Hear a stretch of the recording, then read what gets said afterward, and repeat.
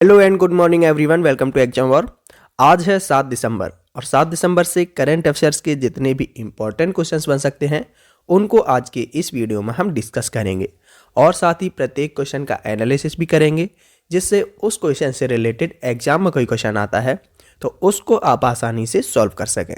तो वीडियो को ध्यान से देखना है और चैनल को सब्सक्राइब करके बेल आइकन पर क्लिक कर लेना है ताकि प्रत्येक वीडियो का नोटिफिकेशन आपको प्राप्त हो सके। चलिए शुरू करते हैं।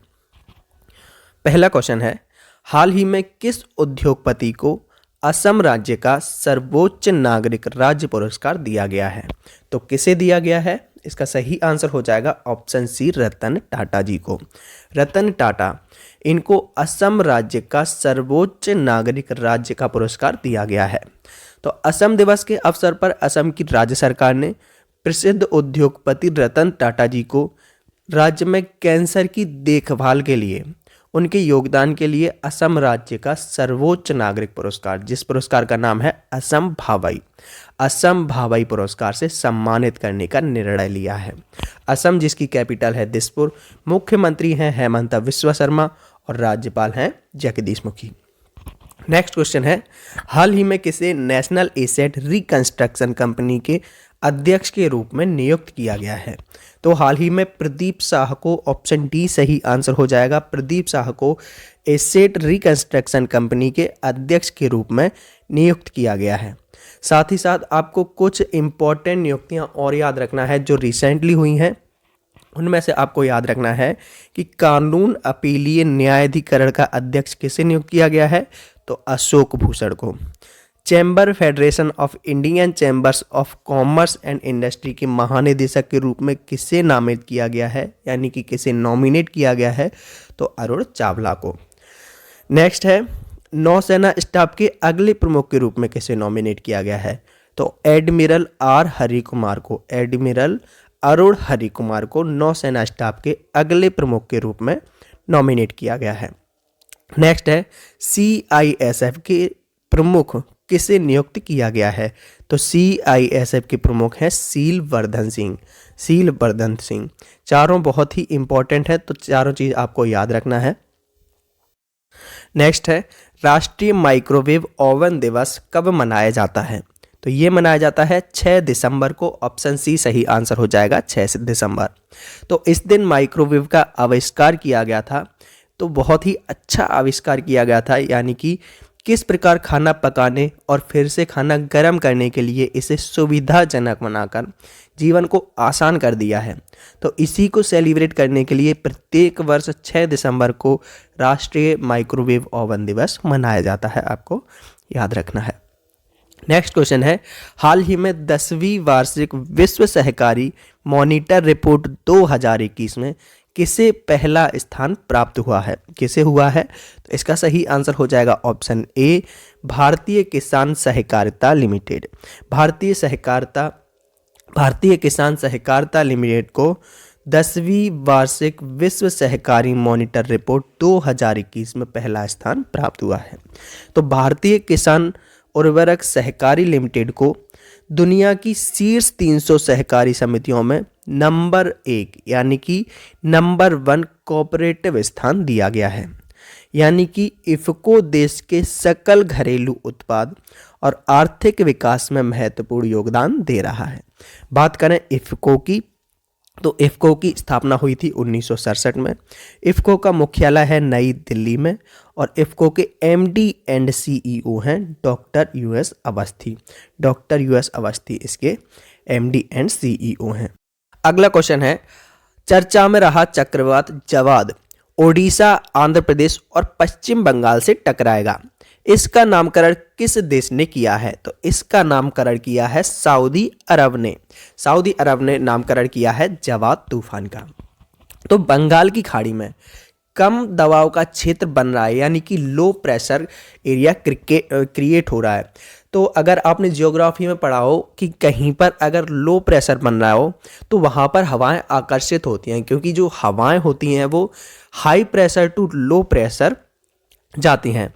तो जहाँ पर लो प्रेशर होगा, यानी कि बंगाल की खाड़ी में लो प्रेशर बन रहा है, तो हवाएं यहाँ पर आकर्षित होंगी और यही हवाएं चक्रवाती तूफान जवाद में बदल जाएंगी। तो आंध्र प्रदेश के उत्तरी भाग में और उड़ीसा के दक्षिणी तट पर और पश्चिम बंगाल के कुछ हिस्सों में इसके पहुंचने की संभावना है। तो इस तूफान का नामकरण सऊदी अरब के द्वारा किया गया है, आपको याद रखना है, जिसका नाम है जवाद। जवाद इसका नाम है और प्रभावित क्षेत्र हैं मैंने बता दिया आपको, आंध्र प्रदेश, पश्चिम बंगाल और उड़ीसा आपको याद रखना है। तो इसकी जानकारी हमें विश्व मौसम विज्ञान संगठन के द्वारा दी गई है। विश्व मौसम विज्ञान संगठन जिसका मुख्यालय जिनेवा स्विट्जरलैंड के अंदर है, अध्यक्ष डेविड ग्राम्स हैं। और बात करें सऊदी अरब की, तो ये है मैप में सऊदी अरब, ये जो आपको वाइट कलर का दिख रहा है यहाँ पर सऊदी अरब। सऊदी अरब जिसकी कैपिटल है रियाद और यहाँ के प्रिंस हैं किंग सलमान बिन। किंग सलमान बिन यहाँ के प्रिंस हैं। नेक्स्ट क्वेश्चन है, हाल ही में किस देश के प्रसिद्ध विद्वान प्रोफेसर रफीकुल इस्लाम का निधन हो गया है? तो ये किस देश के हैं? रफीकुल इस्लाम, जिनका हाल ही में निधन हो गया है और प्रसिद्ध विद्वान और प्रोफेसर थे। तो ये थे बांग्लादेश के। ऑप्शन बी सही आंसर हो जाएगा, बांग्लादेश। तो ये है मैप में बांग्लादेश। बांग्लादेश की कैपिटल है ढाका, राष्ट्रपति हैं अब्दुल हमीद, प्रधानमंत्री हैं शेख हसीना।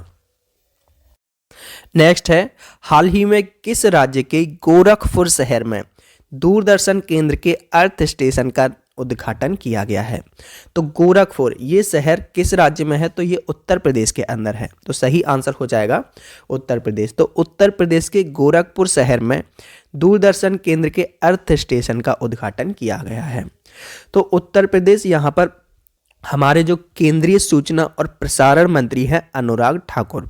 अनुराग ठाकुर यहाँ के और यहाँ के सीएम है कौन? योगी आदित्यनाथ जी। तो इन दोनों ने गोरखपुर में दूरदर्शन केंद्र के अर्थ स्टेशन का उद्घाटन किया है। तो उत्तर प्रदेश, ये है मैप में उत्तर प्रदेश। उत्तर प्रदेश की कैपिटल है लखनऊ, मुख्यमंत्री हैं योगी आदित्यनाथ और राज्यपाल हैं आनंदीबेन पटेल। नेक्स्ट क्वेश्चन है, हाल ही में किस राज्य की पुलिस को प्रेसिडेंट्स कलर अवार्ड से नवाजा गया है? तो इसका सही आंसर होगा ऑप्शन डी, हिमाचल प्रदेश। हिमाचल प्रदेश की पुलिस को प्रेसिडेंट्स कलर अवार्ड से नवाजा गया है। तो हिमाचल प्रदेश पुलिस ने शिमला के रिज ग्राउंड में प्रेसिडेंट कलर पुरस्कार समारोह में आयोजित किया गया है यहाँ पर, और यहाँ के राज्यपाल मिस्टर राजेंद्र विश्वनाथ आर्लेकर, इन्होंने इस अवसर पर पुलिस को प्रेसिडेंट कलर पुरस्कार प्रदान किया है। और बात करें हिमाचल प्रदेश की, तो ये है मैप में हिमाचल प्रदेश। हिमाचल प्रदेश की कैपिटल है शिमला और धर्मशाला, मुख्यमंत्री हैं जयराम ठाकुर और राज्यपाल हैं राजेंद्र विश्वनाथ आर्लेकर। नेक्स्ट है, हाल ही में किसे ओकामोटो की जगह IMF के नंबर 2 अधिकारी के रूप में नियुक्त किया गया है? तो गीता गोपीनाथ को। ऑप्शन सी सही आंसर हो जाएगा, गीता गोपीनाथ को। तो अंतर्राष्ट्रीय मुद्रा कोष ने अपने मुख्य अर्थशास्त्री की गीता गोपीनाथ, इनको अपनी दूसरी रैंकिंग के अधिकारी के साथ नामित किया है। दूसरे अधिकारी के रूप में नामित किया है किसको? गीता गोपीनाथ को। अगला क्वेश्चन है, हाल ही में इकोनॉमिस्ट इंटेलिजेंस यूनिट द्वारा जारी world wide cost of living index 2021 के अनुसार दुनिया का सबसे महंगा शहर है। तो सबसे महंगा शहर है तेल अवीव। तेल अवीव, ऑप्शन ए सही आंसर हो जाएगा, तेल अवीव। ये इजराइल के अंदर है तेल अवीव। ये इकोनॉमिस्ट इंटेलिजेंस यूनिट द्वारा जारी world wide cost of living index के 2021 के द्वारा दुनिया का सबसे महंगा शहर बन गया है। ये सबसे महंगा शहर है। तो दूसरे स्थान पर कौन है? दूसरे स्थान पर हैं पेरिस, फ्रांस और सिंगापुर। कौन है? पेरिस, फ्रांस और सिंगापुर, ये तीनों संयुक्त रूप से दूसरे स्थान पर हैं। अगला क्वेश्चन है, हाल ही में किस वयोवृद्ध तेलुगु फिल्म गीतकार का निधन हो गया है? तो हाल ही में सीताराम शास्त्री का। ऑप्शन ए सही आंसर हो जाएगा, सीताराम शास्त्री। ये तेलुगु फिल्म गीतकार थे, इनका हाल ही में निधन हो गया है। नेक्स्ट क्वेश्चन है, हाल ही में किसे राष्ट्रीय रक्षा कॉलेज का प्रमुख नियुक्त किया गया है? तो राष्ट्रीय रक्षा कॉलेज का प्रमुख किसे नियुक्त किया गया है? मनोज कुमार मागो को। ऑप्शन डी सही आंसर हो जाएगा, मनोज कुमार मागो को। तो लेफ्टिनेंट जनरल मनोज कुमार मागो ने राष्ट्रीय रक्षा कॉलेज नई दिल्ली के कमांडेंट के रूप में पदभार ग्रहण किया है, मनोज कुमार मागो। अगला क्वेश्चन है, हाल ही में किस राज्य की पुलिस द्वारा कॉल योर कॉप नामक ऐप लॉन्च किया है? तो हाल ही में नागालैंड की सरकार ने, ऑप्शन बी सही आंसर हो जाएगा, नागालैंड की पुलिस द्वारा कॉल योर कॉप नामक ऐप लॉन्च किया गया है। यह ऐप राज्य के सभी नागरिकों को, विशेष रूप से संकटग्रस्त लोगों को सीधे पुलिस से संपर्क करने में सक्षम बनाएगा। तो नागालैंड, ये है मैप में नागालैंड। नागालैंड की कैपिटल है कोहिमा, मुख्यमंत्री है नेफियो रियो और यहाँ के राज्यपाल हैं जगदीश मुखी। जगदीश मुखी यहाँ के राज्यपाल हैं। अब लास्ट वीडियो के क्वेश्चन का आंसर।